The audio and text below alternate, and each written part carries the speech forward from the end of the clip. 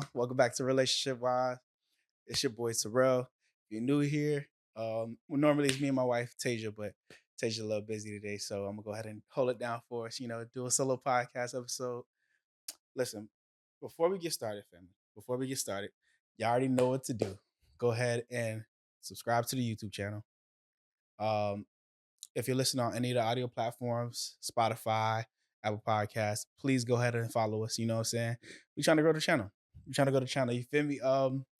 Today we're gonna talk a little bit about the Olympics.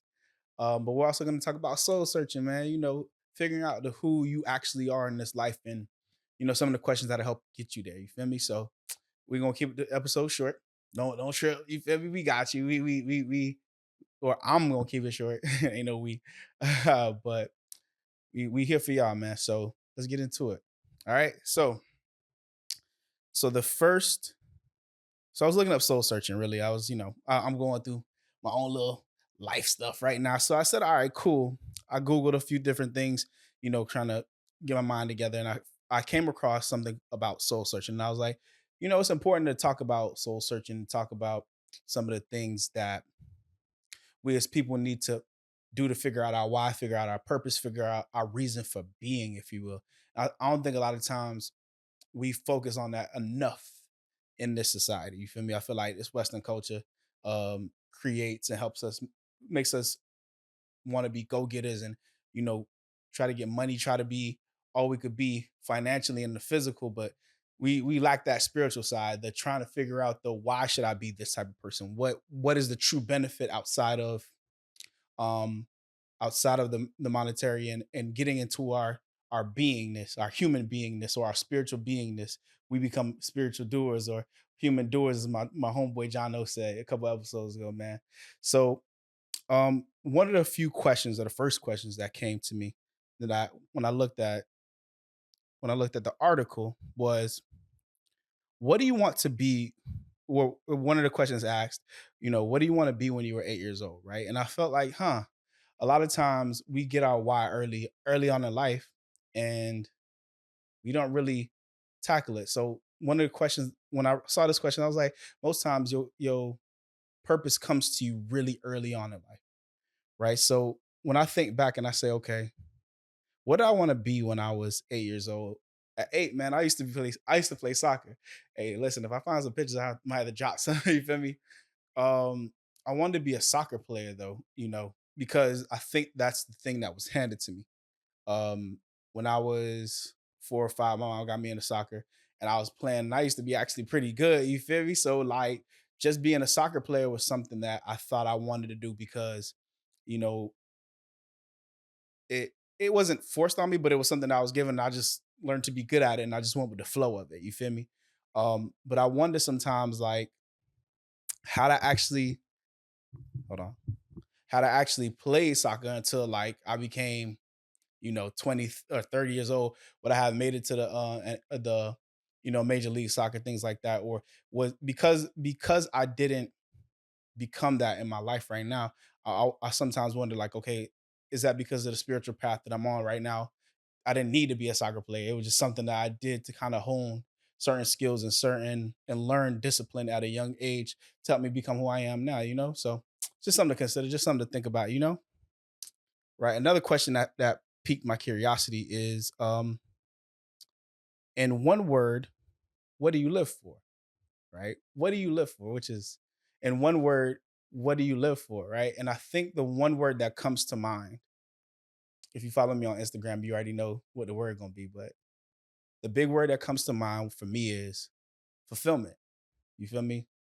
And I think fulfillment is the happiness that we get from helping other people find their why, find their reason for being. You know what I'm saying? I'm a teacher, right? So I can give you a specific example. There's something beautiful about when I teach a student a skill, whether it's math or whether it's reading, knowing how to multiply, understanding fractions, things like that. When I teach the student a skill, it feels good, right? But when I see them take the skill that I taught them and they take it and run with it, they take it and learn from it, they take it and make it their own, and they figure out new ways of using that skill. There's something there's something better and bigger than happiness. And I think that feeling is fulfillment. So for me, I love the feeling of knowing that what I did helped somebody become who they are, and they're happy with that idea, concept, the thing that I brought to their life. It's a vibe to me to see. I ain't gonna hold you, man. So fulfillment is huge. Fulfillment is huge, and I think a lot of people are just living for like, just like the moment. They living to just have some little pleasure. And the distinction between happiness and fulfillment, for those who aren't thinking about it like this, I ain't gonna hold you. I'm a little philosophical. Bear with me. But happiness is about you. You could be happy that somebody is doing bad, right? Fulfillment is about you being happy, seeing other people happy, right? So there's a difference between just simply being happy and content and liking your life the way it is, because that's well and good, but actually wanting what's best for other people, even if that means that person is better off than you, more wealthy, more famous, more better looking, all that other um you know regular material shit. That's cool, but when you're happy for them genuinely, right, and you're happy that they're happy, that feeling is called fulfillment. You know what I'm saying? So yeah, man, just something to consider. Fulfillment is the word of the day. Fulfillment, you feel me? Yeah.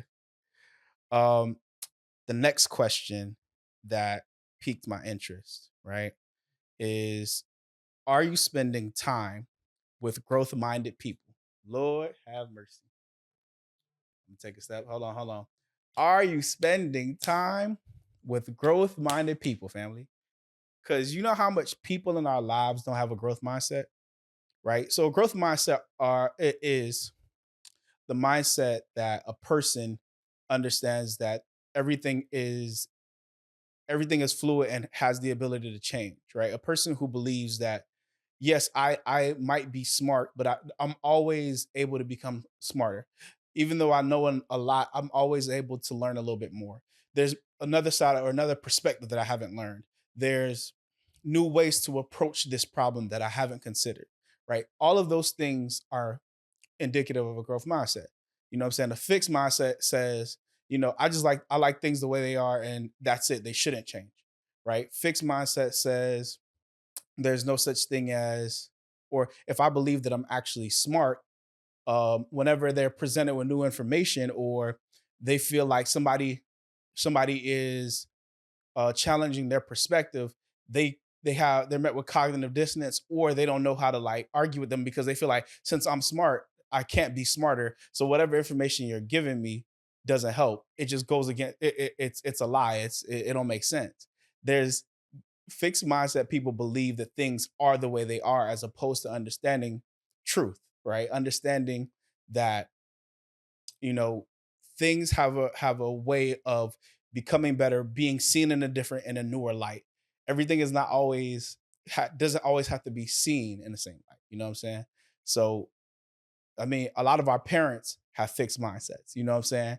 I hate to pit old versus young, because that's not what it's really about. Because there can be older people who have um, fixed mindsets. Specifically, we see this around like technology, you feel me? Or how children should be raised. Like a lot of parents, specifically black parents, a lot of times we be feeling like, oh, the only way to discipline a child is to beat them. And it's like, nah, fam. There are better ways. There are better and different ways to discipline a child than spanking. You know what I'm saying? And not all black parents believe that spanking is the only way, but there is that concept of, tradition, and this is the way it should be done. That mindset of that's the way discipline should be done is a fixed mindset. You feel me? So a lot of times that shit don't work no more. There's a new way to approach discipline. There's a new way to approach healing. There's a different way to approach God or spirituality or what have you, right? In a more nuanced and a more thorough way that's beneficial and true, right? Because truth, if the truth is God, if you will, right? The truth is infinite, and there's no one limiting way in which to see something that is infinite, right? So, you know what I'm saying? So yeah. So just a few concepts for people to think about, you know what I'm saying? Because at least for me, bro, like I can't be around people who don't have or are not willing to cultivate a growth mindset. And y'all put in the comments for me though. What y'all think? Do y'all feel like y'all could be around um anybody who doesn't have growth mindset? Um, and also, what's your soul searching question? You feel me? What what is some of the things or some of the questions that you have about yourself that you want to help solve or help figure out, like why you are the way you are? Drop that in the comment below, family. Yeah, man. So, but let's get into the next segment because I ain't gonna hold y'all. Hey, the Olympics. The Olympics this year, bro. All right. Before we get started on the Olympics, let me get specific. Let me get particular, right? So I'm interested. I see all the craziness that's going on with the Turkish brother with the gun and or the with the GUN. I don't know how YouTube gonna flag that or whatever. Um, I seen that was pretty cool. I like seeing, there was a good couple of sisters doing jujitsu, and I was like, all right, that's cool. But the main event about the Olympics, family, that I was really, really, really, really down to see was the sprinting, the 100 meter and the 200 meters, especially because on Netflix, I think a couple months ago they came out with a documentary called Sprint, right, and it featured who like both all the Jamaican athletes and the Black American athletes, right? So like it's crazy because my mama Jamaican and my daddy Black American. So I'm like, I'm over here like, all right, I'm seeing the who's who. I'm seeing what's what, man. So it's crazy because I'm watching how Shacarri Richardson went through all the shit she went through, and now she's able to go into the Olympics. So I'm really happy for her. You feel me? But let's start with the doc, and then we'll get into the Olympics, though. So Sha'Carri clearly went through all the scandals that she went through with testing for weed and her anxiety when it comes to being on a big stage and getting acclimated to fame, if you will. So the documentary was like, got me hyped. I ain't gonna hold you. Look, hey, if this documentary was made with propagandistic purposes, I fell for the trick because your boy, I was like hooked when I started watching. I was like, yo, this shit interesting.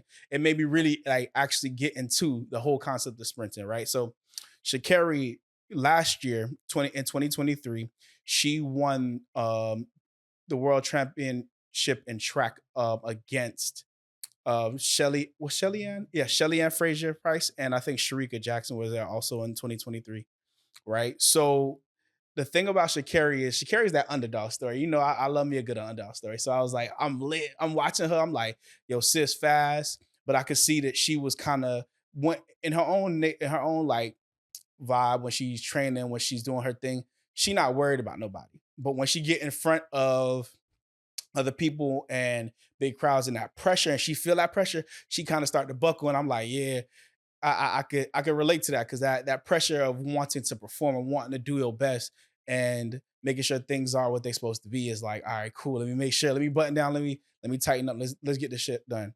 Right. So Sha'Carri came through and in the documentary from last year, or when it came to 2023 races, she won the world championship, right? And everybody kind of counted her out. And I was like, hey, look, my dog here, she pulled up. You know what I'm saying? So shout out to Sha'Carri. You feel me? If she ever see this, I don't know if she will, but hey, one time for the one time, yo. Shelly Ann Fraser Price, which is she the reigning world champion in the Olympics for gold for Jamaica. Feel me? She, and mind you, she 30. I think she's in her late 30s. Not to be ageist, nothing, but like, even when in the sprint documentary, she was talking. She was like, I got a kid. I've had 3 or 4 Olympic gold medals for Jamaica. Da, da, da. She got a whole bunch of different world titles. This, that, and the third. So she real accomplished. You know what I'm saying? So like she the Muhammad Ali of this female running thing shit right now. You know what I'm saying? So she up there. She up there. So I was like, all right, it's interesting to see her still on top of her game at 36, even in the documentary from. So I was like, yo, this shit is lit. She lit. Now, Shericka Jackson, the thing about her that's cool is that Shericka Jackson is so talented and gifted that technically, when it comes to her times, when it comes to her speed and her records, she's technically faster than Sha'Carri and Shelly Ann Fraser Price. So I was like, okay, I ain't gonna hold you. Although I want Sha'Carri to win, Shericka might have it. I ain't gonna hold you. You know what I'm saying? So Shericka, I ain't gonna hold you. Shout out to Shericka. Shericka's lit. She's extremely talented, extremely fast. In the documentary, they were talking about how she became the closest female runner to ever close the gap or come close to Flojo. You feel me? So Flojo's record, I think, was from the late 80s, early 90s, and she's the only person to come close. I think she came within like 6 to 8 seconds in the last 20, 30 years of Flojo's record. Like, so she looking like in that 200-meter sprint is gonna be up, right? So and yeah, man. So I'm thinking about how, like, who's doing what. So I know Shacarri did the 100. Shericka Jackson did the 100 and 200, and I believe Shelly Ann Fraser Price is supposed to do the 100 in the documentary, right? So, and it's interesting to see how they were training for both. And I believe last year in 2023, Shacarri won the 100 and Shericka won the 200, if I'm not mistaken. But yeah, so that was last year. That was 2023. But we about to before we get into it, let's talk about Noah Lyles. You feel me? Which at first I ain't gonna hold you. I was when I first heard of Noah Lyles, I was low key hating because I'm like, who the fuck is this nigga talking shit to NBA players and all that? And then I start seeing bro work ethic. I said, okay, yeah, he low key that dude when they come to running, and he trying to amp up the sport to a level that we've never seen before in our lifetime. Because back in the 80s and 90s, I think track and field at the Olympics was kind of big, but it's not on the same level as basketball, football, et cetera, et cetera. So Noah Lyles, right? Um, Noah Lyles is low key, he a trash talker. You feel me? He beyond that. You know what I'm saying? He kind of the big bad wolf of the 200 the 200-meter race, right? And in the documentary, it's funny how he said, "All right, I'm gonna do the 200, but I also want to master the 100." You feel me? And and in the documentary, I want to say he actually, I don't think he won the 100, but he for a fact won the 200. The the 100 though was him just like trying to get his feet wet. He always said like the 200 is my wife, the 100 would be my little mistress or whatever. And I said, okay, all right, I see what you got going on. And another honorable mention from the documentary before I go on to the Olympics is Gabby Thomas, right? Gabby Thomas is a black girl, Harvard grad. Shout out to sis. You feel me? She a 200-meter runner, and I believe last year if Shericka didn't win last year, she definitely did, and this year she won gold. So shout out to Gabby Thomas. All right, from black girl, Harvard grad. Hey, all right. So the Olympics now. Listen, first of all, I don't like the fact that how they did my dog Shacarri and Shelly Ann when it came to the fact that they didn't stay in the Olympic Village and they switched rules. First of all, racism. You feel me? Nah, we ain't even doing that. How the fuck the Olympic committee changed the rules the night before, and all the, unless you get in there by bus or what have you, whatever the little rule was, they switched it the night before. Shakari and Sherry Ann had their own private bus company that came into and out of the Olympic Stadium, and because of that, they weren't allowed to get in because this last minute switch of rules. Like, how you just gonna switch rules last minute and not notify everybody? I get that you notify everybody in the Olympic Village, but like, y'all know that there are also athletes not in the Olympic Village. What y'all doing, bro? Tighten up, please. What is y'all doing, bro? Anyway, so because of that, I know Shelly Ann said, I'm finna drop out. She and respectfully, she won four gold medals. Like, she the reigning champion of the 100. So why is the Olympic Committee tripping about her? Like, people should know who she is when it comes to track and field. And she was trying to get onto the track to practice and run before the semifinals. And y'all tweaking. And from what I understand, it's literally where their buses were supposed to be. They had to walk an hour around. So imagine, a stone's throw away distance. All you got to do is just go through this gate and you in. They wouldn't even let them in the gate. They had to walk around where Gen Pop is, and then go through the front gate, and then walk all the way back to the gate where their buses already had taken them. That if they were just let in, it's 100 yards and they good. You feel me? It ain't even that far. I don't know. I call BS on the Olympic Committee for that shit. And no, y'all ain't right for that. Y'all ain't.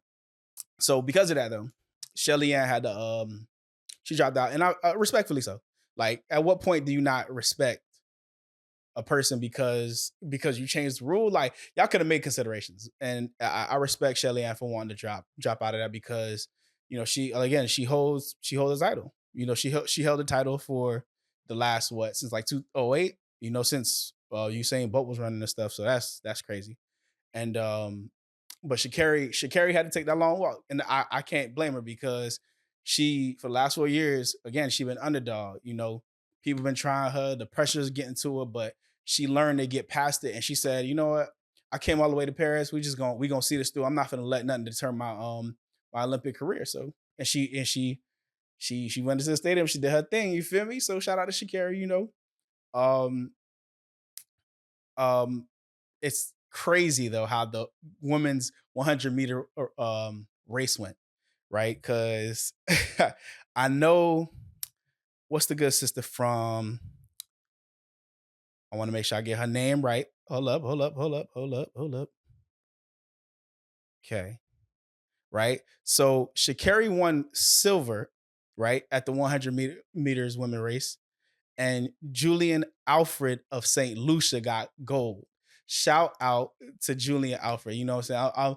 I don't care. I don't care who win as long as we black. You feel me? Like as long as they black, I really give that. So, but no, shout out to the island of St. Lucia. I was there last year with my wife. Well, we was there. You got off the cruise ship there for like 10, 20 minutes.